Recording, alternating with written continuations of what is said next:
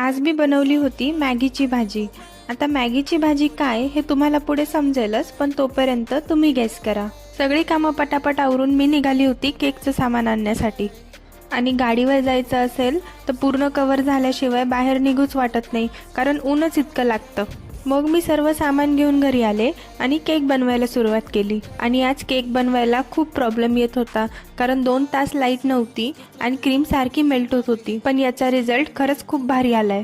मग cake deliver करायला पण मीच गेली होती। आणि आता मी तुम्हाला दाखवते मॅगीची भाजी, म्हणजेच कुरडई कांद्याची भाजी।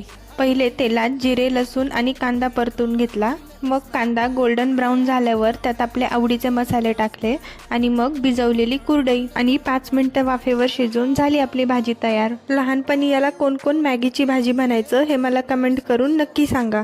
मग रात्री जेवण वगैरे आवरल्यानंतर थोडं ऑफिसचं काम केलं आणि नंतर कुल्फी एन्जॉय केली। चला भेटूया नेक्स्ट ब्लॉगमध्ये। Bye bye.